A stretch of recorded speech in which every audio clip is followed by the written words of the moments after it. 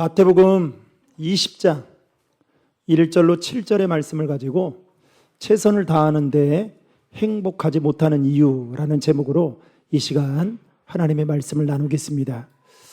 언젠가 한 청년이 저에게 상담을 요청해 와서 상담을 한 적이 있습니다.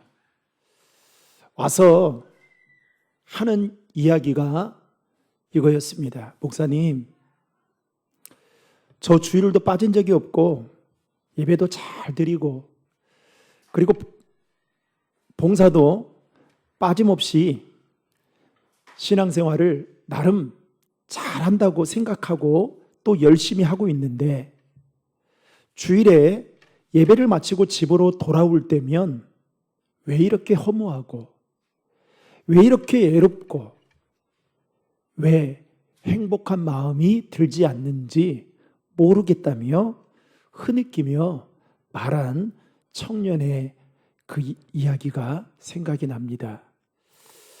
그 말에 저는 마음이 많이 아팠습니다.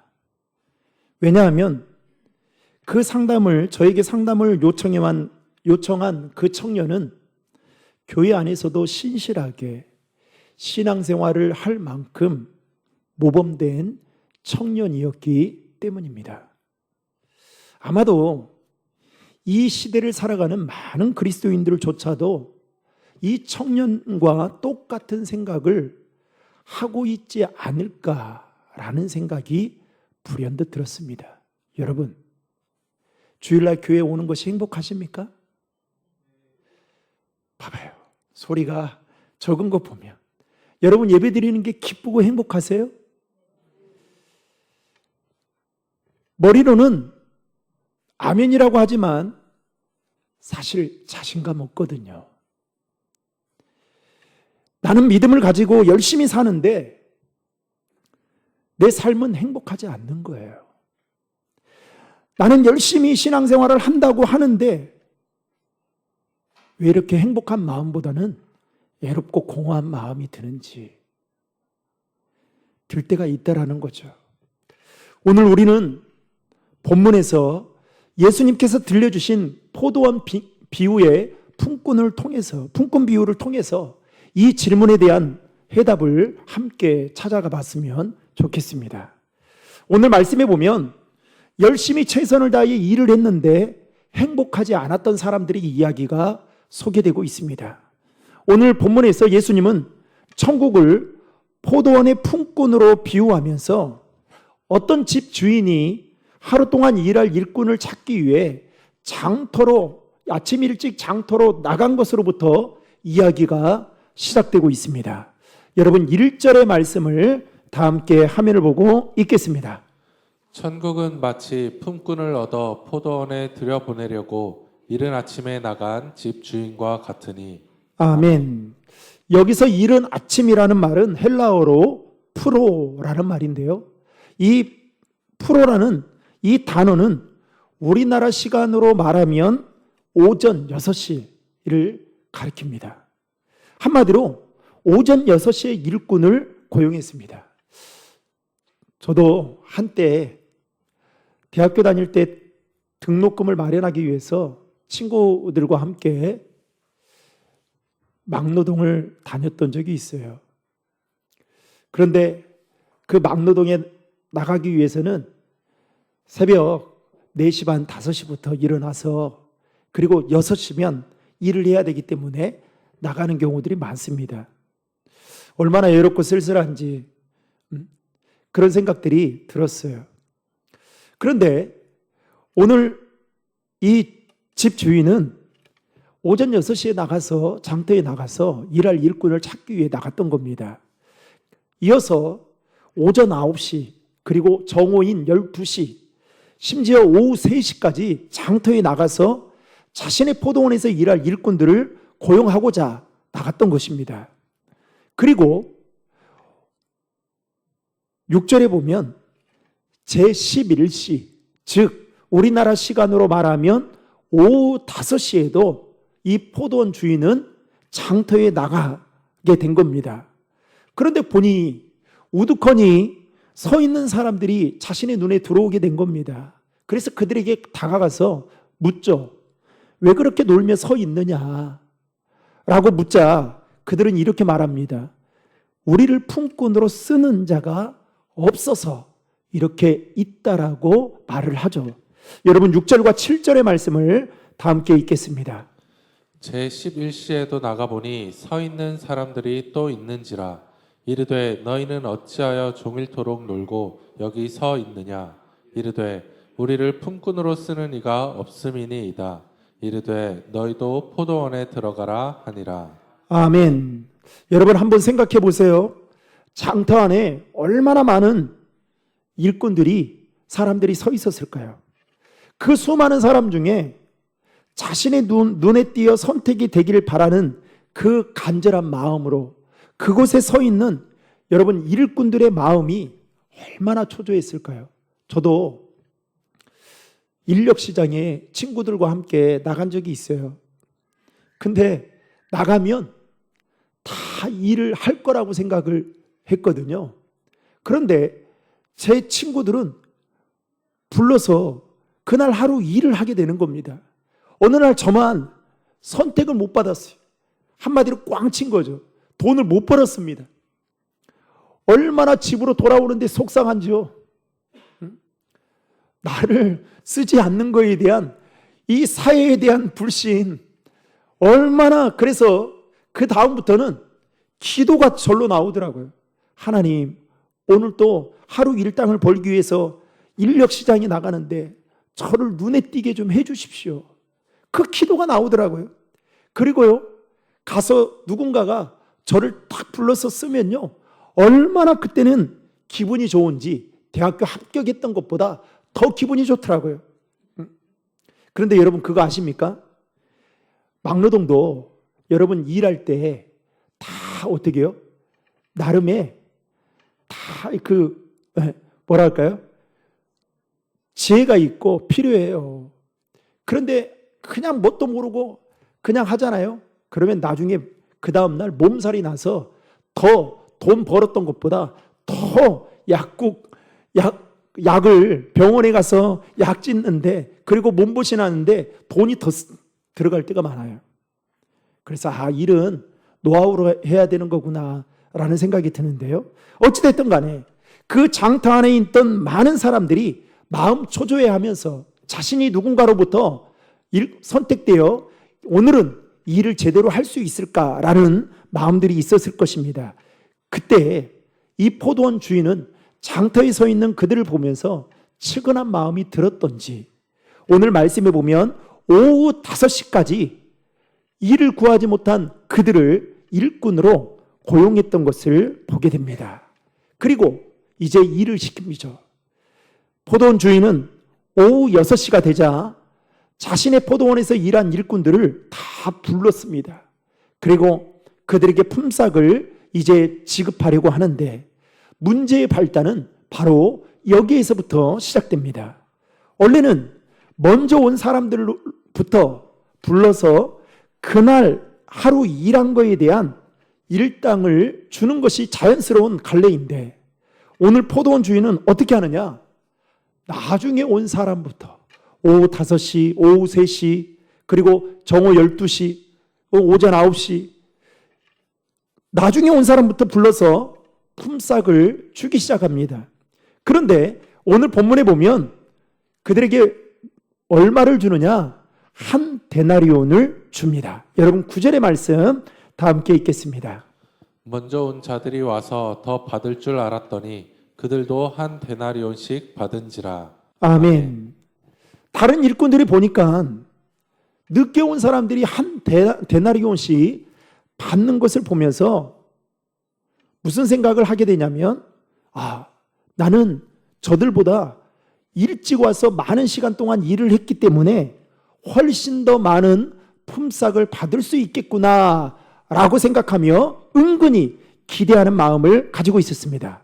그런데 놀랍게도 포도원 주인은 똑같이 한 데나리온씩 주게 됩니다. 여러분 10절의 말씀 다 함께 읽겠습니다. 먼저 온 자들이 와서 더 받을 줄 알았더니 그들도 한 데나리온씩 받은지라. 아멘. 결국 일찍 와서 일한 일꾼들도 늦게 온 사람들과 동일하게 똑같은 품삯을 받자 갑자기 심기가 불편해지기 시작하면서 원망하고 불평하기 시작했습니다. 여러분, 오늘 말씀을 통해서 열심히 사는데도 최선을 다해 일을 하는데도 불구하고 행복하지 못한 이유가 무엇인지 오늘 본문을 통해 두 가지로 함께 나누고자 합니다. 첫 번째는 비교 의식 때문이었습니다. 앞에서 살펴보았듯이 하루 종일 일한 일꾼들은 일을 열심히 했을 거예요. 감사해서.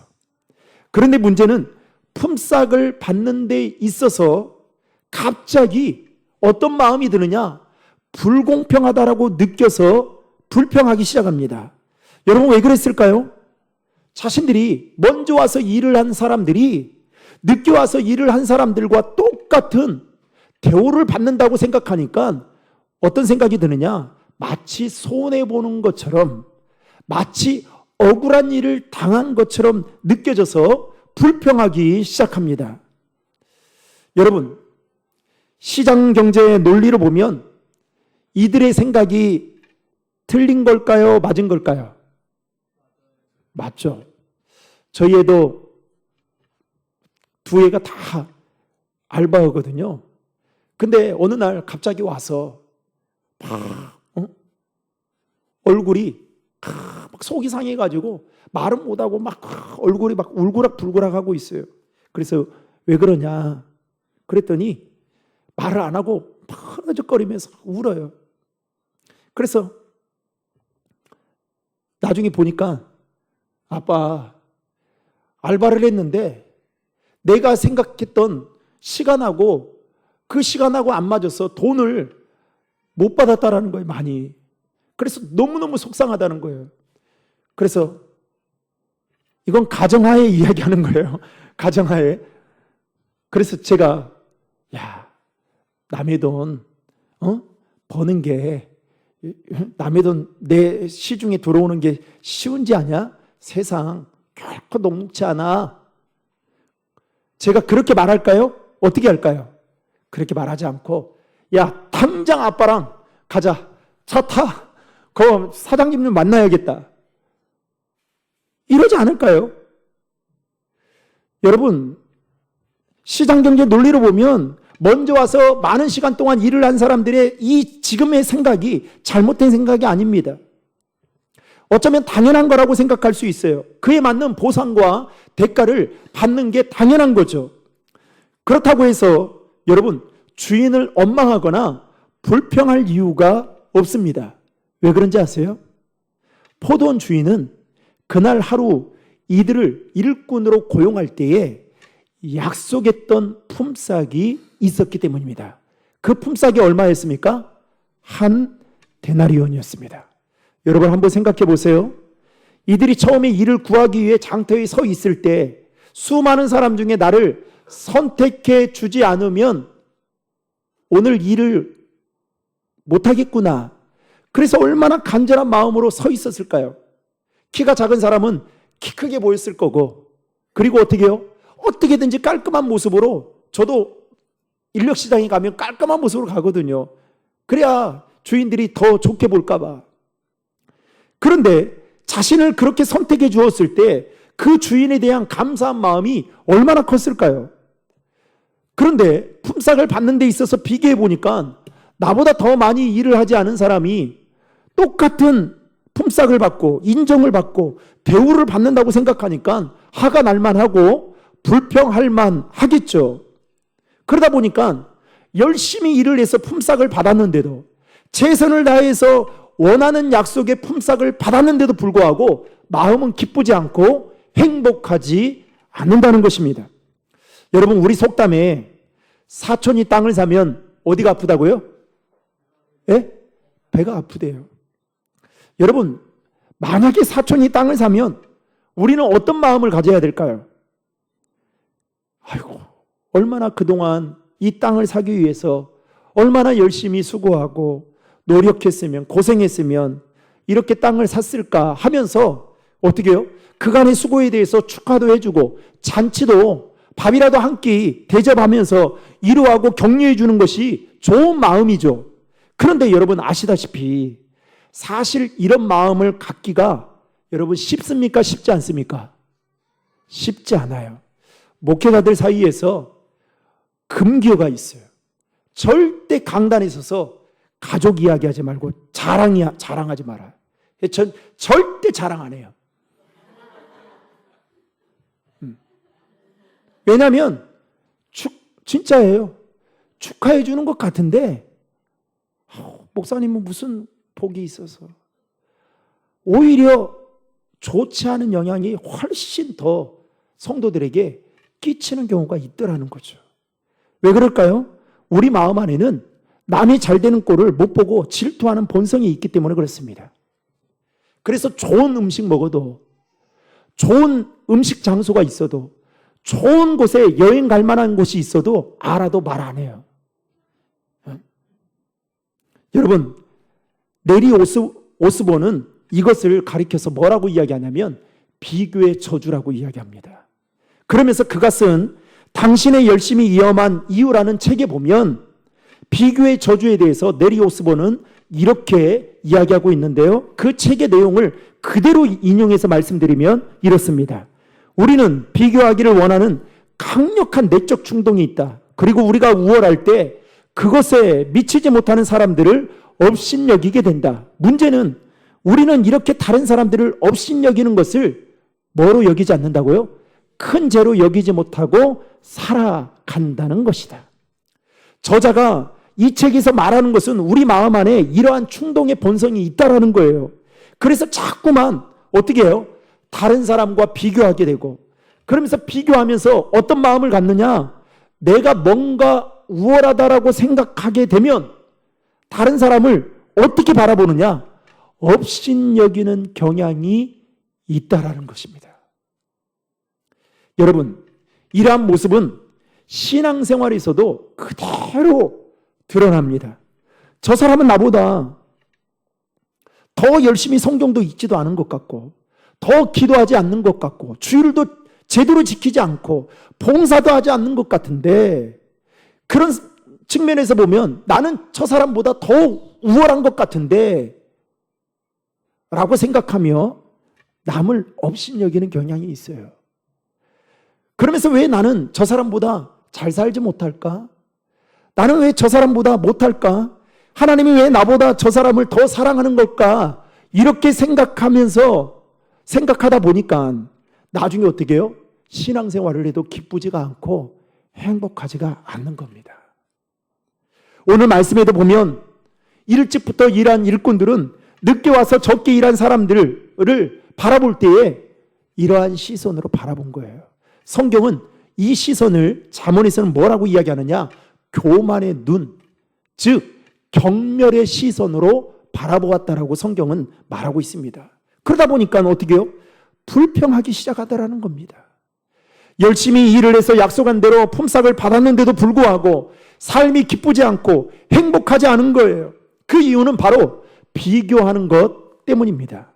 여러분, 그런데 더 놀라운 사실은 이러한 모습이 보통 하나님을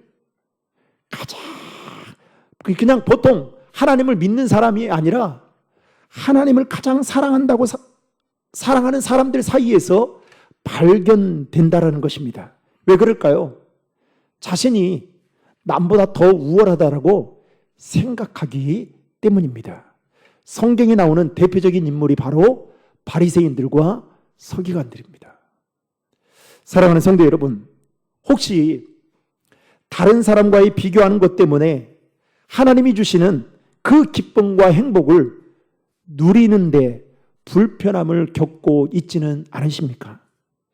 다른 사람과 비교하면서 자신이 우월하다라고 생각하는 그 생각 때문에 우리의 삶이 행복하지 못한다라고 생각한다면 여러분, 이 시간 그것들을 십자가 앞에 파기함을 통하여 다시금 하나님이 주시는 참된 기쁨과 행복을 회복할 수 있기를 주님의 이름으로 축원합니다. 여러분, 하나님은 우리에게 은혜를 주실 때 잘 들으세요.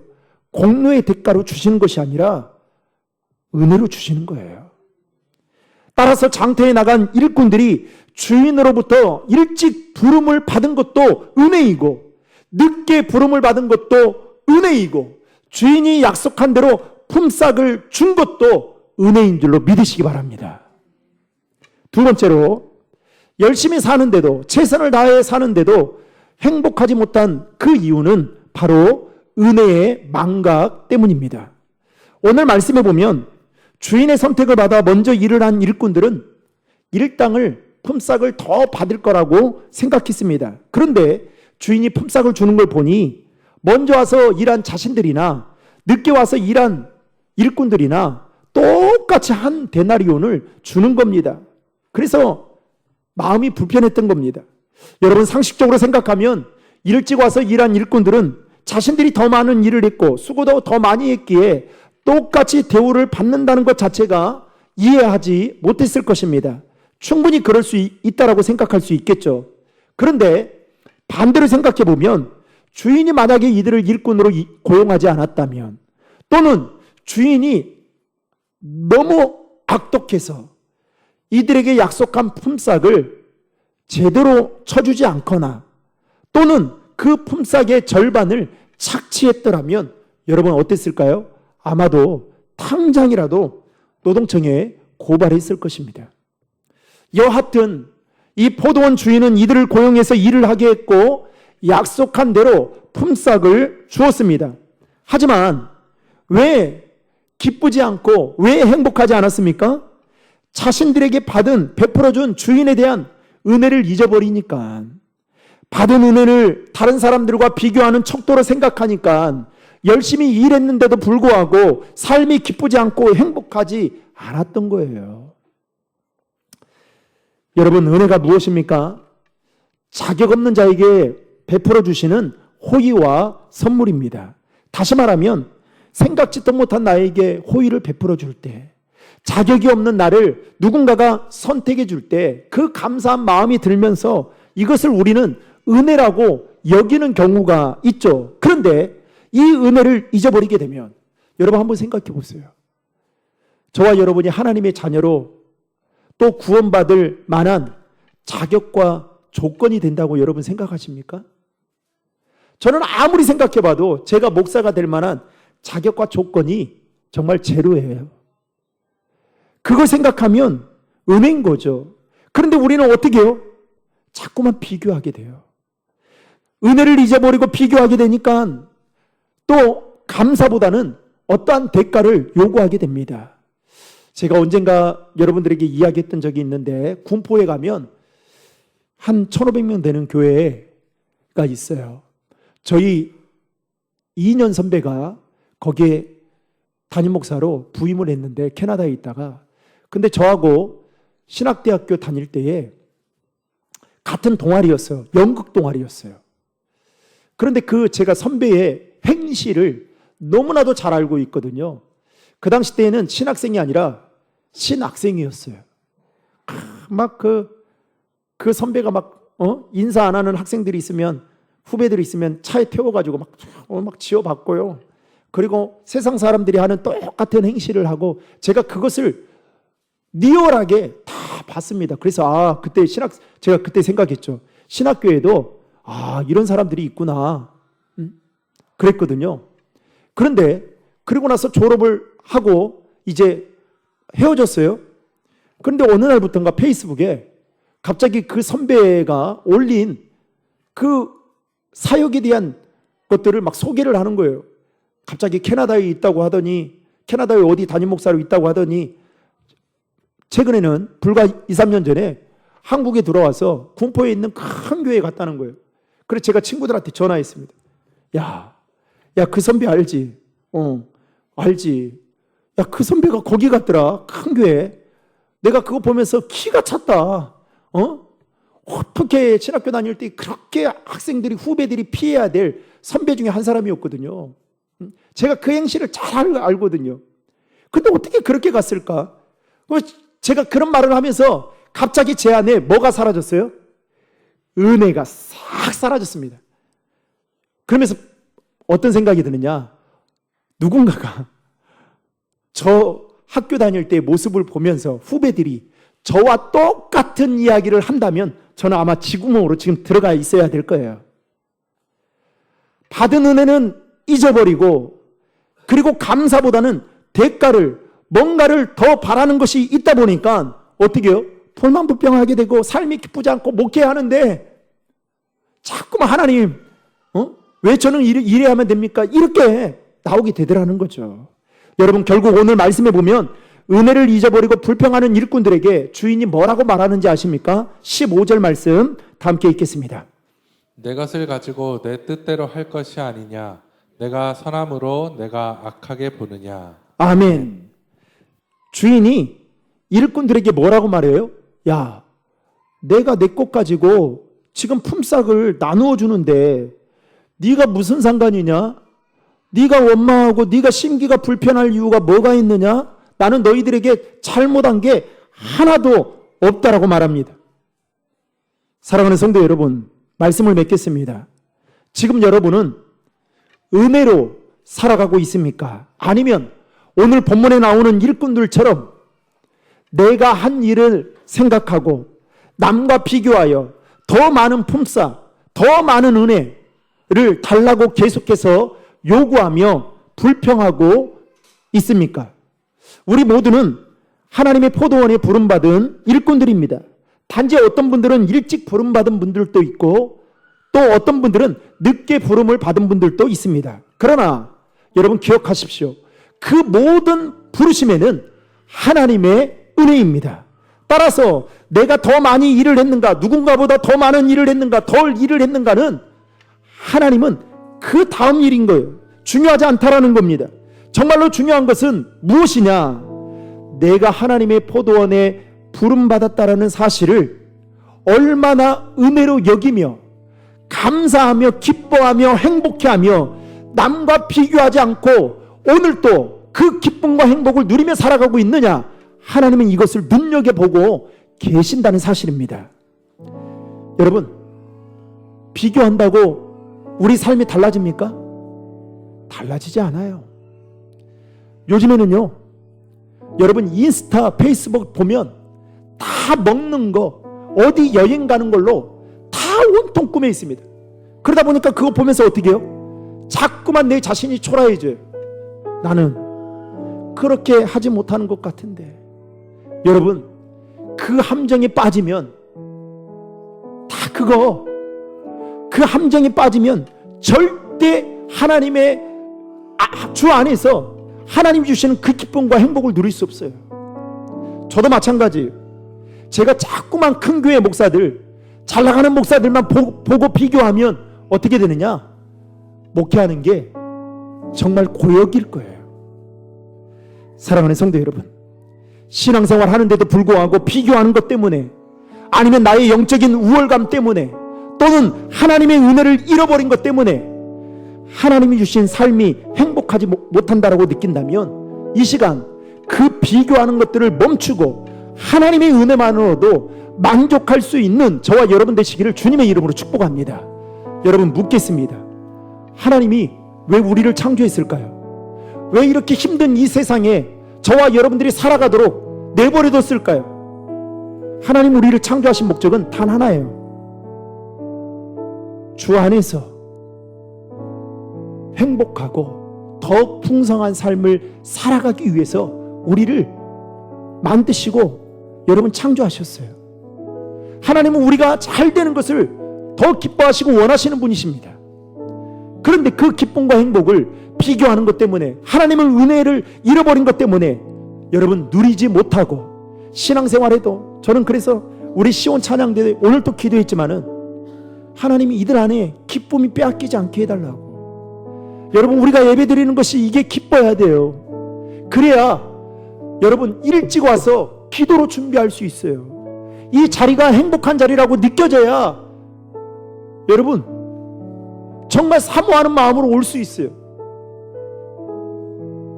바라기는 저와 여러분 모두가 주 안에서 기쁘고 행복한 삶을 살아갈 수 있기를, 예수 믿는 것이 정말 행복하다라고 여러분 고백하며 살아가시기를 주님의 이름으로 축원합니다.